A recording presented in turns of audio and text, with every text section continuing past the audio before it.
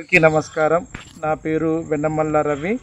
సుశ్రుత ప్రకృతి వైద్యాలయం 17 అన్న YouTube channel వారికి, నన్ను కన్న తల్లిదండ్రులకు, నా విద్య నేర్పిన గురువులకు నా యొక్క పాదాభివందనములు. ఆయుర్వేదాన్ని పాటించే వారికి, అభిమానించే వారికి ప్రత్యేకమైన ధన్యవాదములు. సహజ సంపదను కానీ, ప్రభుత్వ వాస్తులను కానీ కాపాడే ప్రతి వ్యక్తికి శిరస వహించి వందనములు చేస్తున్నాం. మేము చెప్పుకుంటూ పోతున్న ఆయుర్వేద అన్వేష భాగంలో, ఆయుర్వేద అభిమానులారా, ఈరోజు చెప్పబోయేది ఏంటంటే, దాదాపుగా అన్ని అన్వేష భాగంలో మనము చెప్పుకుంటూ వెళుతున్నాం. అందులో ఒక విభాగంలో కొన్ని చెట్ల గురించి, కొన్ని మొక్కల గురించి, కొన్ని పరిసర ప్రాంతాల గురించి చెప్పుకుంటూ పోతున్నాం. అయితే ఈ రోజున విషయం ఏంటంటే, 2024 సెప్టెంబర్ 1, 2, 3 తారీఖుల జరగవలసిన విషయం ఏంటంటే, ఎన్నో విఘాతాలతో ఏర్పడిన భూభాగంలో నుంచి వచ్చిన యొక్క ఎన్ని జీవాకృతులుగా ఉన్న మనం అందులో ఎప్పుడైతే ఈ యొక్క పంచభూతాల్లో ఈ యొక్క ప్రపంచం మీద దేనికైనా కానీ ఏదైనా ఒక అనులోమానం పాదం కానీ విలోమ అంటే ఎక్కువగా అధికంగా లేకపోయినా మనకు చెడు విధానాలుగా ఎన్నో జరుగుతాయి. అందులో మొన్న జరిగిన విషయం ఏంటంటే, యావత్ ఈ ప్రపంచలోకంలో దాదాపుగా 120-160 సంవత్సరాల క్రితము సైంటిస్టులు చెప్తారు వీళ్ళందరూ ఒక విఘాతం లాగా దేశంలోని ఎప్పుడు జరగని, దాదాపు ఉమ్మడి తెలుగు రాష్ట్రాలు ఆంధ్రప్రదేశ్, తెలంగాణ, మిగతా 2 రాష్ట్రాలు కానీ దాదాపుగా ఒక 60-40 సెంటీగ్రేడ్ల వర్షం అంటే ఎంతవరకు ఆ వర్షాపాతం ఉన్నదో చూడండి. ఎంతోమంది అభాగ్యులై, నిరాక్షసులై, చివరికి ఆస్తులు, ప్రాణాలు ప్రతి ఒక్కరి గాల్లో కలిసిపోయినాయండి. అలాంటి ఈ యొక్క ప్రకృతి విపరీత్యానికి నష్టం జరిగిన ప్రతి ఒక్క ప్రాణానికి కానీ, ప్రతి ఒక్క వ్యక్తికి కానీ, వాళ్ళందరికీ ప్రాణాలు కోల్పోయిన జీవులకు, ప్రాణాలు కోల్పోయిన మనుషులకు, ప్రతి ఒక్క ప్రాణానికి ఆ యొక్క భగవంతుడు వాళ్ళను ఇక్కడ లోకున్నా కానీ ఆ పరలోకంలో ఉన్న వాళ్ళు కూడా మంచిగా చూసుకోవాలని మరొక్కసారి భగవంతుని ప్రార్థించుకుంటూ ఈరోజు ఒక ఆయుర్వేద అన్వేష భాగంలో పోతున్నామండి.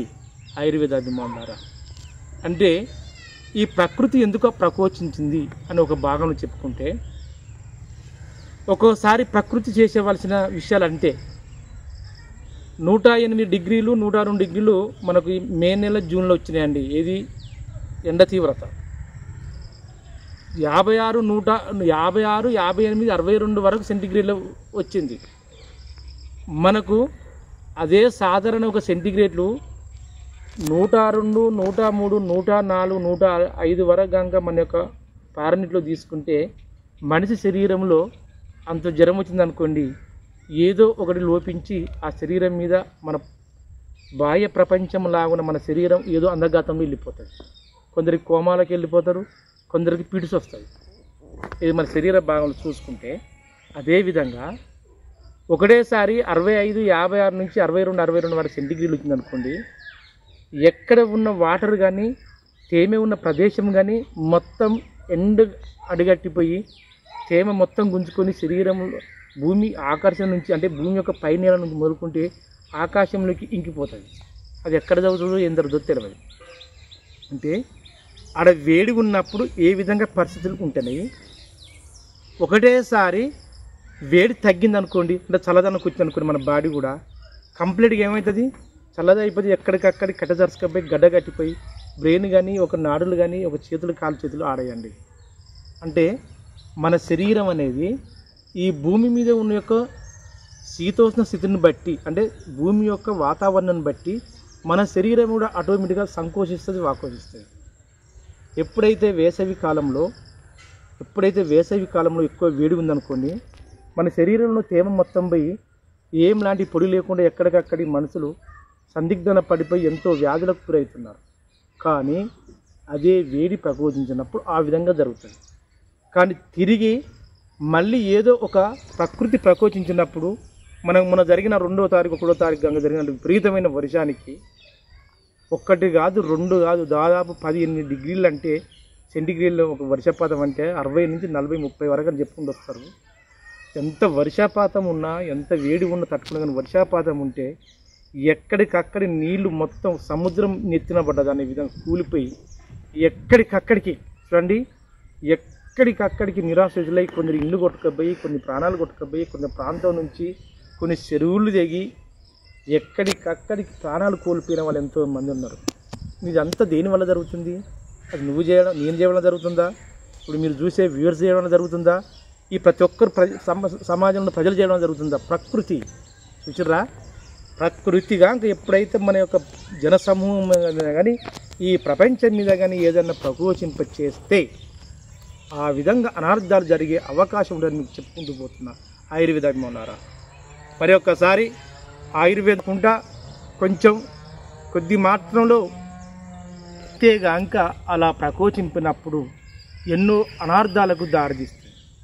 కానీ మరి ఆ ప్రకృతి ప్రకోచింపడం కారణం ఏందని ఒకసారి విస్మరించుకుంటే మనమే కాదు, ఈ యావత్తిక ప్రపంచలోకంలో ప్రతి ఒక్కరూ నాకు ఏం లే, ఈ యొక్క సమాజం మీద, ఈ యొక్క భూమి మీద, ఈ యొక్క పంచభూతాల మీద నాకు ఎందుకు, నాకు అనవసరమైన యొక్క కాలాన్ని నేను ఎందుకు వృధా చేయాలనుకుంటూ చివరికి ఓ కాలగమనాన్ని, ఒక గమ్యాన్ని, ఒక బంగారు విద్యలాగా, బంగారు వైద్యంలాగా, బంగారు భవిష్యత్తులాగా, ఆసనాల్లాగా మన యొక్క బాటలాగా వేసుకున్నప్పుడు ఆ చివరికి ఆ ప్రకృతిలో ఎవరైతే దాని గురించి పోరాడుతారో, ఎవరైతే దాని గురించి పోరాడకుండా దాని గురించి పర్యావరణ పరిరక్షణ కాపాడుకుని ఉంటారో, కాపాడుకునేటందుకు ప్రయత్నం చేసిన వాళ్ళు, అమాయకులు ప్రతి ఒక్కరూ బలి అవుతారండి.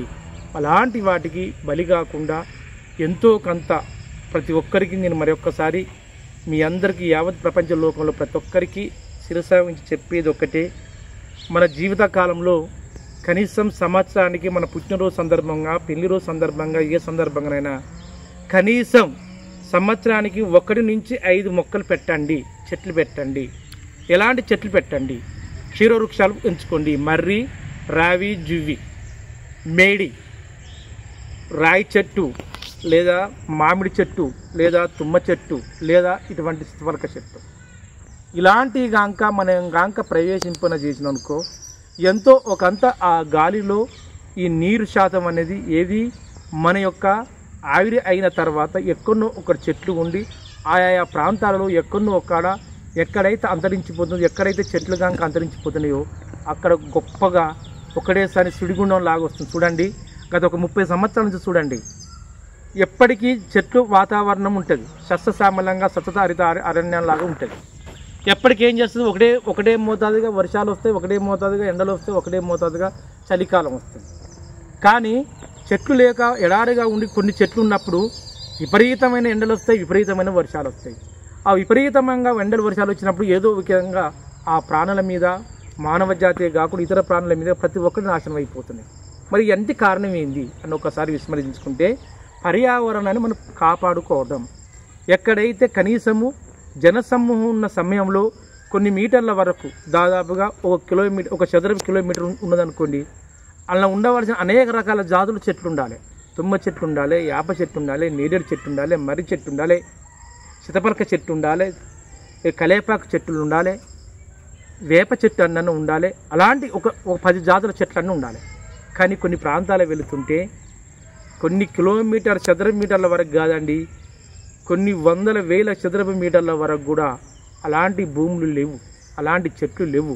మొత్తం ఎక్కడికక్కడికి ఈ పంట వల్లనే మేము బతుకుతున్నాం, ఈ పంటల వల్లనే మేము ఎప్పటికీ సస్యశ్యామలంగా ఉంటామని కొందరు ఎడారులుగా ఉండవలసిన వాళ్ళను పోయి మొక్కలు పెట్టుకోవడానికి, ఏదో ఒక ఖర్జూర చెట్లు పెట్టుకోవడానికి వాళ్ళు ప్రయత్నం చేస్తుంటే సస్యశ్యామలంగా ఉన్న సతత హరిత ఖండంలాగా, ఒక ఖండంతరే ఒక అరణ్యంలాగా ఉన్న అరణ్యాలను నాశనం చేశారండి. ఇలాంటి నాశనం చేసినప్పుడే ఇలాంటి ఒక ప్రకృతి విపత్తు జరిగే అవకాశంగా ఉంటాయి.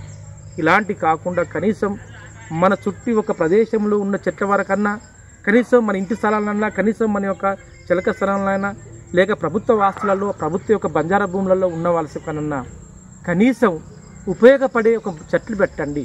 ఆ చెట్లు పెట్టినప్పుడే ఈ యొక్క పర్యావరణం కాపాడే విధంగా మనం బతికే అవకాశంగా ఉంటుందని మరొకసారి మీ అందరికీ ప్రార్థించుకుంటూ ఈరోజు అన్వేష భాగంలో ఆయుర్వేద అభిమానులారా మీకు ఎన్నోసార్లు చెప్పుకుంటూ వస్తూ ఇప్పుడు కూడా వస్తున్నా మన భారతదేశము, మన భూఖండం అనేది ఎన్నో విఘాతాలతో ఏర్పడిన భాగం. అందులో మన భరతఖండం అనేది ఇటు జమ్మూ కాశ్మీర్ నుంచి మొదలుకుంటే కన్యాకుమారి వరకు, ఇటు ఉత్తరార్ధగోళం, ఇటు దక్షిణార్ధగోళము, ఇటు అరేబియా సముద్రము అండ్ బంగాళాఖాతం, హిందూ మహాసముద్రం, హిమాలయ పర్వతాల వైపు ఉన్న యొక్క నేపాల్ దేశం, చైనా, పాకిస్తాన్, ఈ భూభాగం అనేది ఏంటంటే ఎప్పటికీ వెదజల్లుతున్న యొక్క భూఖండం. ఎందుకంటే భూమి ఒక్కసారి గోళాకారంగా ఉత్తరార్ధగోళం దక్షిణార్ధగోళాకారంగా చూసుకుంటే ఈ మధ్యస్థంగా ఉన్న భూమధ్య రేఖకు ఈశాన్య వైపు వాలి ఉండడం వల్ల ప్రపంచంలో లేని వాతావరణాలు ఇక్కడ ఉంటాయని చెప్పుకుంటూ వచ్చినాం. సైన్స్ చెప్పేది వాస్తవంగా జరిగేది అది. అలాంటి అప్పుడు కొన్ని వేల పూర్వము కలియుగం, సత్యయుగము, ద్వాపరయుగము, కలియుగము కాలం ముందు కొన్ని యుగాల జరిగినప్పుడు సస్యశ్యామలంగా అన్ని వాతావరణాలు అనుకూలంగా ఉండడం వల్ల ఈ మధ్య ఉన్న భూభాగము అన్ని శీతోస్థితికి అనుకూలంగా ఉంటుందండి.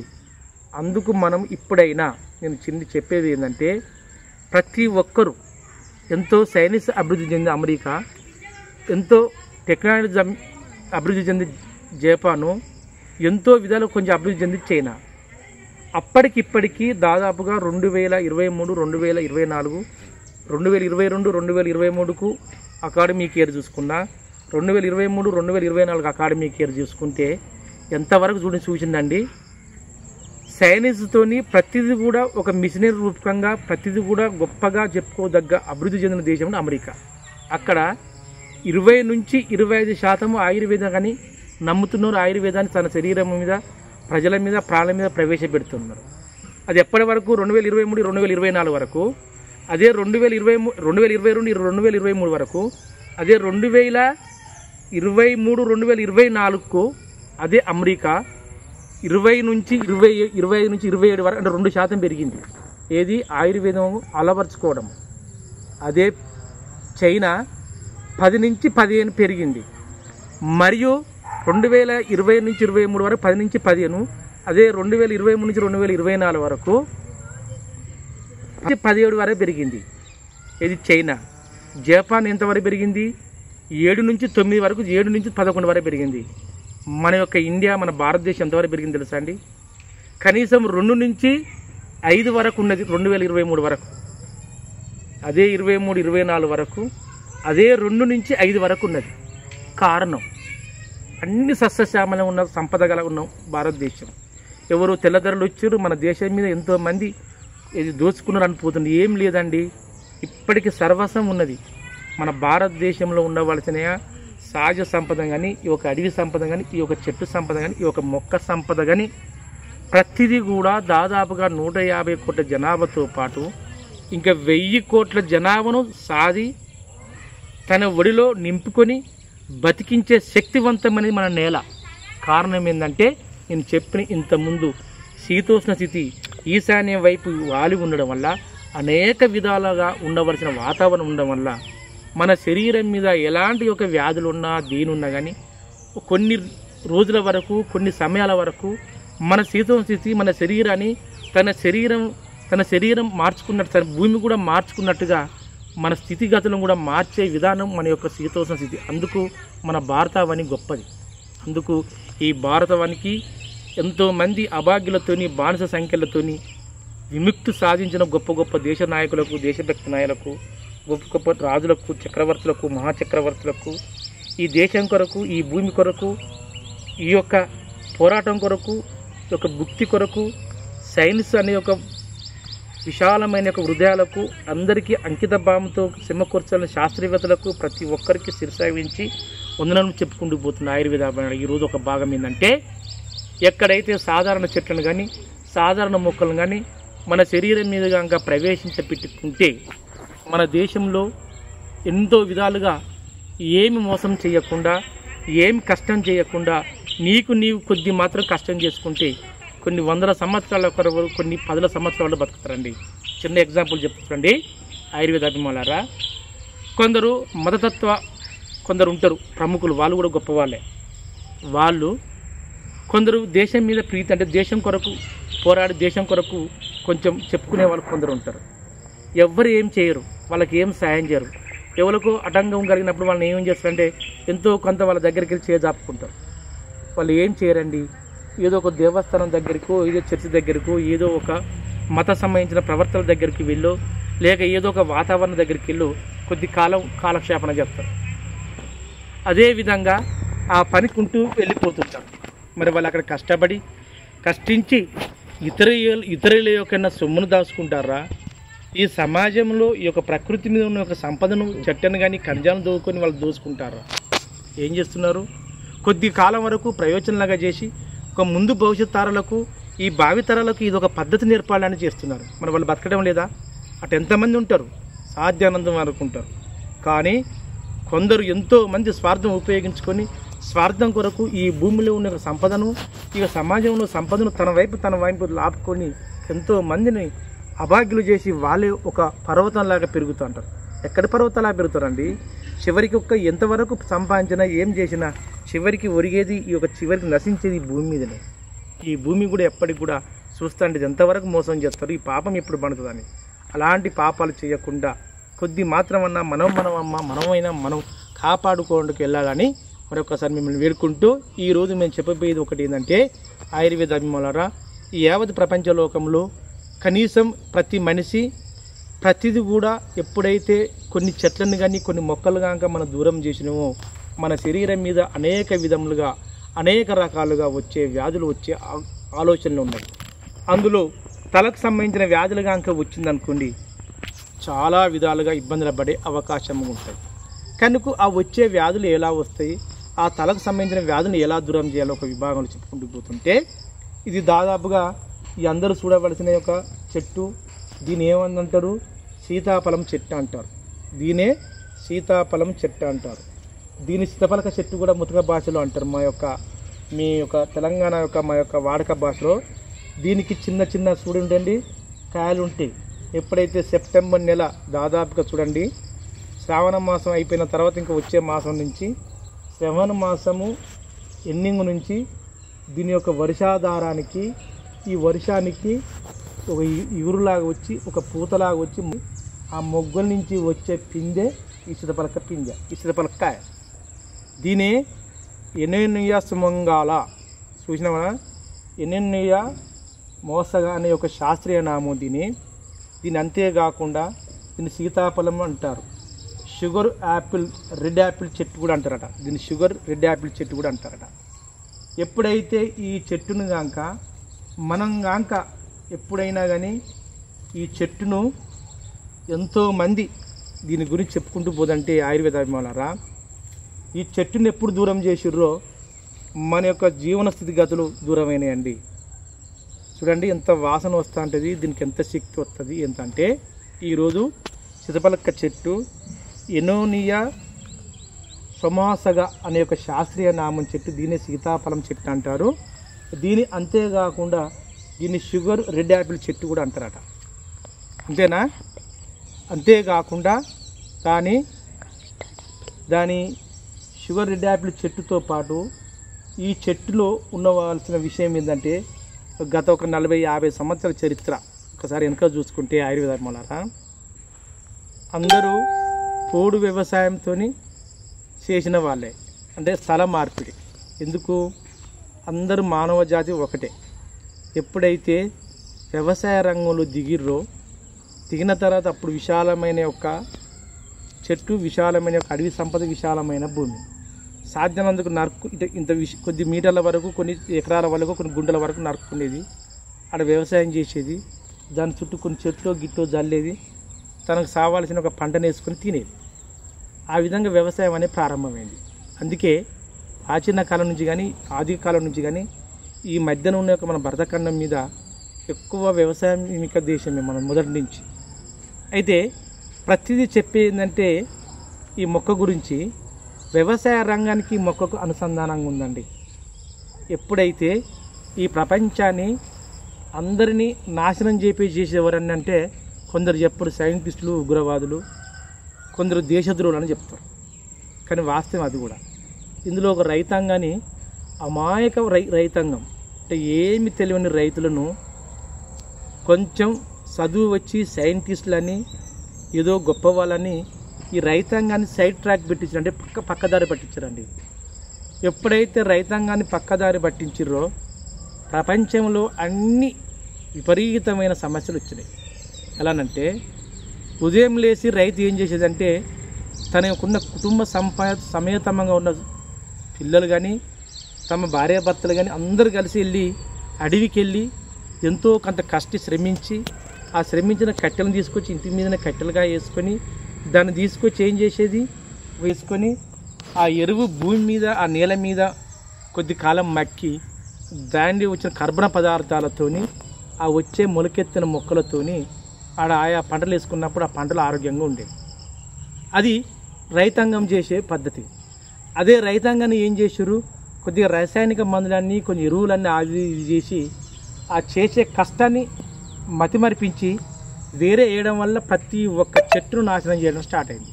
చూసారండి, ఈ యొక్క జీవన కోటికి మూలాధారమైన ఒక రైతు ఎప్పుడైతే స్వార్థం కొరకు, ఎప్పుడైతే అధికం కష్టం లేకుండా తక్కువ కష్టం ఎక్కువ దిగుబడి వచ్చి నేనే సుఖంగా ఉండాలని ఒక్కసారి ఆలోచించినప్పుడు యావత్ ఈ ప్రపంచ లోకంలో ప్రతి ఒక్కరు వ్యాధులు స్టార్ట్ అయినాయండి.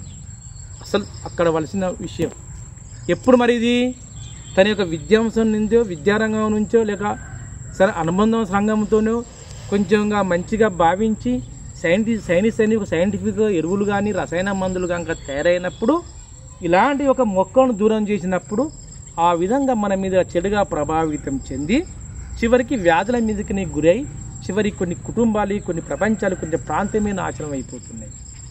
అలాంటి నాశనం ఎప్పుడైతే జరుగుతుందో అప్పుడే మనకు ఇలాంటి యొక్క వ్యాధులు రావడం, ఇలాంటి యొక్క చెట్ల విలువను తేవడం జరుగుతుంది. కానీ ఇది దాదాపుగా దీని సీతపలక చెట్టు అంటారు. ఎనెనియా మోసగా అనే ఒక చెట్టు శాస్త్రీయ నామము.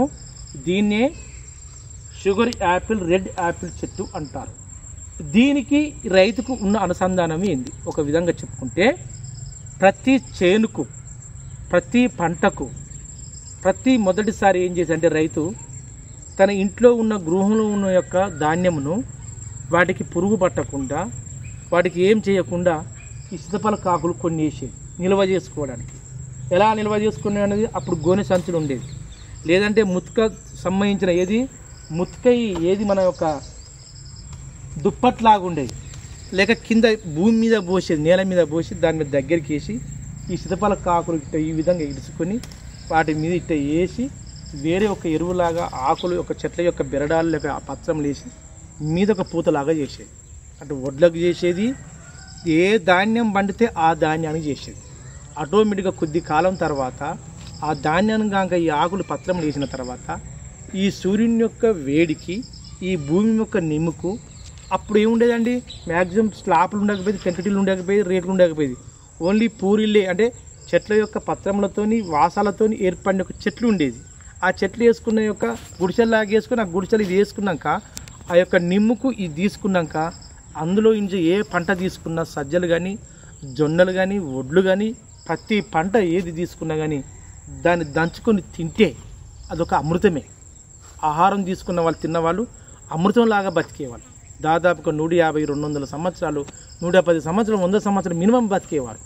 ఇది ఎప్పుడు ఈ యొక్క సీతపలక చెట్టును షుగర్ యాపిల్, రెడ్ యాపిల్ చెట్టును కనుక ఎప్పుడైతే ఉపయోగించుకుంటారో రెడ్ కాలం లాగానే ఎలాంటి ఏ సమస్యలు లేకుండా బతికేవాళ్ళు.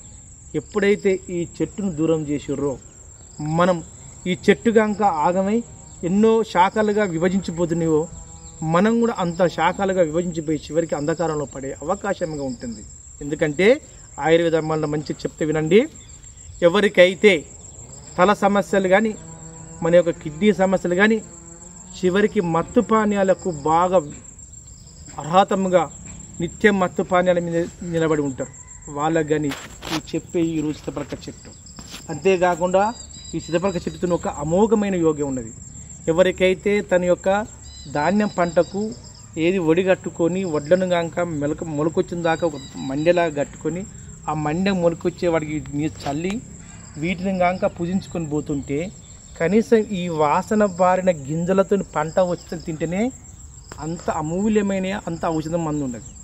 కానీ ఈ మొక్కనే కాక అలాంటి ఒక పంటల మీదనే ప్రవేశింప చేస్తేనే అంత యాంటీబయాటిక్స్ అంత అమూల్యమైన శక్తిని మనకి ఇస్తుంది.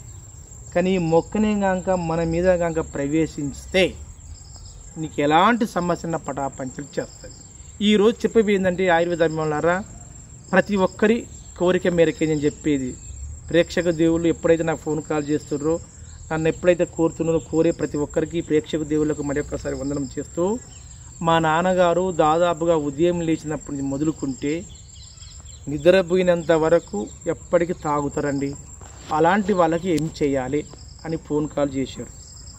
అంతేకాకుండా నా యొక్క పండ్లు పై దవడ నుంచి కింద దవడ నుంచి మొత్తం పండ్లు 32 పండ్లకు దాదాపుగా నాకు 8 పండ్లు పోయినాయండి. ఈ దవడకు 4 పోయినాయి, ఈ దవడకు 4 పోయినాయి అనే వ్యక్తి కూడా సాధ్యమైనంత వరకు ఫోన్ కాల్ చేశారు. వాళ్లకు దంత సమస్యలకు, మత్తు పానీయాలకు దూరం ఉండుట అనే ఒక సమస్యలో ఈరోజు ఈ యొక్క సీతాఫలం చెట్టు గురించి చెప్పుకుంటూ పోతాం. ఎవరికైతే దంత సమస్యలు ఉన్నదో మంచిగానండి ఆయుర్వేదం అన్నారా, నేను చెప్పేది ఒకటే. ఏ మొక్కనైనా ఏదైనా కానీ ఈ యొక్క వర్షాకాలంలో కానీ ఏదైనా కానీ ప్రతి ఒక్కరూ ఒకటేసారి అనుసంధానం చేసుకొని ఈ ఆయుర్వేద మార్గంలోకి రారు, కొద్దిగా అనుమానిస్తారు. అలాంటి అనుమానించే వ్యక్తులకు ఎవరికైనా ఒకటే నేను చెప్పేది, ఎప్పుడైతే మీకు అనుమానం లాగా ఉన్నదో, ఎప్పుడైతే ఈ ఆయుర్వేదంతో మేము బాగుపడమని ఉన్న సంకోచితంగా ఉండే వాళ్ళకు ఒకటే, ప్రతి మొక్క ప్రతి చెట్టు ఏదైనా కానీ ఫస్ట్ నేచురోత్పత్తికి ఉత్పన్నంగా అండి. అంటే ఈ చెట్టును మొత్తం సమూలంగా కొసలు తీసుకోండి. మంచిగా వినండి ఆయుర్వేదం అన్నారా. ఎవరైతే తాగి లేక మన యొక్క దంతములకు పళ్ళు లోపల పుచ్చి పళ్ళలాగా ఉంటారు చూడండి, వాళ్ళకు ఎవరికైనా కానీ దాదాపు ఒక 2-3 కిలోలు ఈ ఒకటి ఏం తీసుకోండి, ఈ చితపరక చెట్టు ఆకులు తీసుకోండి. మంచిగానండి ఈ చితపరక ఆకులు తీసుకోండి. కింద భూమి మీద వేయండి లేక బండ మీద వేయండి, వేసి ఈ విధంగా చెప్పులు ఇప్పి మొత్తం తొక్కించండి. ఎలా తొక్కాలి, ఒక వాసన లాగా వస్తుంది. ఇది వాసన వస్తూ ఉంటుంది, మన కపాలం పలిగేంత వాసన లాగా వస్తుంది. ఈ వాసన తొక్కుతుంటే అరికాల నుంచి అరికాలు మర్దన చేసుకుంటుంటే ఈ ఆకు మనం ముక్కు కాడ పీల్చుకున్నప్పుడు ఏ విధంగా వాసన వస్తుందో అటు మీరు తొక్కుతుంటే అంతవరకు వాసన రావాలి. ఇది మంచిగానండి అమోఘమైన వైద్యం. ఇది ఎవరికైనా తాగుబోతూ మనుషులు ఎవరు ఉంటారో, డ్రగ్గు ఏదో ఉప్పు షుగర్ లాగా పీల్చుకుంటూ చూడండి, అలాంటి పీల్చుకునే వాళ్ళకి అమ్మరు ఎక్కువై వానికి మొత్తం వాడిని పిచ్చి పట్టిపోతే వాని మెదడు. ఇంకొకటి ఈ మధ్యన కూడా కొందరికి వస్తుంది వైరస్ ఎక్కువై. సాఫ్ట్వేర్ అని ఎప్పటికి 24 గంటలు సెల్లు టచ్ ఫోన్లు కానీ చుట్టూ కంప్యూటర్ పెట్టుకొని మొత్తం అవి ఉండే ఒక జీవ తరంగాలు కనుక వచ్చి మన యొక్క సాఫ్ట్వేర్ అని వాళ్ళకు కూడా ఎప్పటికీ ఒక మత్తులాగా వెళ్ళిపోతుంది. వాళ్ళకి ఏం మాట్లాడుతారో ఎలాంటిది అంటే మత్తు పానీయాలకు బానిసమైన వాళ్ళు, కొందరకు సైకోటిస్ట్ ప్రాబ్లం అంటే కొందరు పిచ్చి వాళ్ళకు కూడా, వాళ్ళకు ఎప్పటికీ ప్రతి నిత్యం తాగుబోతు వాళ్ళకు దవడకు సంబంధించిన పై దవడ కానీ కింద పుచ్చిపోయిన దంతంలో వాళ్ళకు కానీ ఒకటేనండి నేచురోత్పత్తి. ఒక 3-4 కిలోల ఒక 2 కిలోల యొక్క ఈ చెట్టును ఒక పత్రం సేకరించుకొని మెత్తగా అక్కడికిక్కడి దంచి నడిపేయాలి. అదొక భాగం. ఇక రెండో భాగం, ఎప్పుడైతే ఒక సిగుళ్ళు ఉంటే చూడండి, ఈ సిగుళ్ళు ఉంటాయి కదండి, ఈ సిగుళ్ళను దాదాపుగా ఒక 10-20 గ్రాములు ఈ సిగులు తీసుకోవాలి. అంతేకాకుండా ఓమ ఒక 10 గ్రాములు, మంచిగానండి ఓమ ఒక 10 గ్రాములు, సితపలక ఈగుళ్ళు ఒక 4-5 10 గ్రాములు, 10 గ్రాములు ఓమ. షుగరు బీపీ ఉండి బాగా మత్తు పానీయాలకు ఉన్న వాళ్ళు చూడండి, వాళ్ళకు కొద్దిగా తిప్పతిగా కొద్దిగంత మారేడు ఆకనేది, కొద్దిగంత ఉత్తరేనాకు లేక మర్రి ఊడలు, ఈ 3 కలిసి మర్రి ఊడలు, తిప్పతీగ, మారేడాకు అన్నా లేదంటే ఉత్తరేనాకు 3, ఈ 3 ఈ 4 ఏ 3 అన్నా ఆ యొక్క వంతు, ఇది 3 వంతులు తీసుకోవాలి. ఇంత ఓమ తీసుకోవాలి. ఈ 5 షుగరు బీపుండి మత్తు పానీయాలకు బాగా బానిస అయిన వాళ్ళకు, పండ్లు ఊడి దంతంలో పురుగులాగా వచ్చి పండ్లు పుచ్చిపోయి అందులో సిమెంట్ పోతుంటారు వాళ్ళకు కూడా ఏం చేయాలి, వీటిని కొద్ది మాత్రం ఈ 5 తీర్ల నువ్వుల నూనె మంచిగా మామూలుగా ఉన్న వాళ్ళు బక్కగా ఉన్న వాళ్ళకు నువ్వుల నూనెలో, లాగున్న వాళ్ళకు కొబ్బరి నూనెలో ఉడికించి ఆయిల్ పుల్లింగ్ తయారు చేయాలి. ఇది మంచిగిందండి. ఇక మిగతా భాగం ఉంటుంది చూడండి, ఒక 4 కిలోలు ఒక 3 కిలోలు ఉంటుంది, దీన్ని చూర్ణం లాగా చేసుకొని, లేదంటే ఏ రోజు ఆ రోజు లేహంలాగా చేసుకోండి. ఆ లేహంలో ఏ మాత్రం షుగర్ బీపీ లేకుండా ఓన్లీ బానిసగా ఉండే కొంచెం కుర్రకత్తగా వాళ్ళకు ఈ యొక్క సిగురు కనుక తీసుకొని దానికి తగినంత ఏది సొంటి కలుపుకొని కొద్దిగా లేహంలాగా చేసుకొని ఉంటే రోజు ఉదయం సాయంత్రం ఆహారానికి ముందు గంక ఆ లేహాన్ని గంక ఉడికించుకొని ఆహారంలో పెట్టి తినిపిస్తే ఎలాంటి ఒక బానిసాలకు ఎలాంటి మత్తు పానీయాలకు బానిసలు తగ్గిపోతుంది. ఎలా అనంటే ఇందులో ఉండవలసిన యొక్క కార్బోనిజం పదార్థము మన శరీరంలో అన్నవాహికల నుంచి వెళ్ళి డైరెక్ట్గా చిన్న పేగు పెద్ద పేగులోకి వెళ్ళి మన రక్తంలో కలిసిపోయి క్లోమ గ్రంథిలో మరియు ఒక ఆమ్లతత్వంలో మన లివర్లో ఉండవలసిన ఆమ్లతత్వాన్ని తిరిగి పునరావృతం చెందుతుంది. ఇది ఖచ్చితం. ఎందుకంటే ఈ యొక్క సీతాఫలం చెట్టులో ఉండవలసిన యొక్క అమూల్యమైన శక్తి ఇందులో ఉండే ఆశ అంత గొప్పదన్నమాట. అందుకు మత్తు పానీయాలకు ఎవరైతే దూరం కావడానికి ప్రయత్నం చేస్తారో వాళ్ళకు మూడని చెప్పే మార్గాలు మూడే. లేహం రూపము ఒకటి, లేక లేహము చూర్ణము ఆహారంలో ఏదో ఒక విధంగా శరీరంలో లోపలి ప్రవేశింప చేయడం ఒకటి, రెండోది నేచురోత్పత్తి, మూడోది ఆయిల్ పుల్లింగ్ లాగా చేసుకుంటే ఖచ్చితంగా బానిసానికి మత్తుపైన బానిసమైన వాళ్ళు, దంత సమస్య వాళ్ళు, తల సమస్య వాళ్ళు పటాపంచలు చేసే అవకాశంగా ఉంటుంది. దీన్ని అందరూ ఉపయోగించుకోవడానికి ప్రయత్నం చేస్తారని మేము ఏ విధంగా చేస్తున్నామో ఒకసారి చూపించుకోవడానికి చేయండి. మంచిగా వాడుకుంటూ మంచి ఆయుర్వేద అభిమానులకు ఒరిజినల్ ఆశిస్తూ మీరు సెలవు తీసుకుంటూ జై ఆయుర్వేదం, జై హింద్.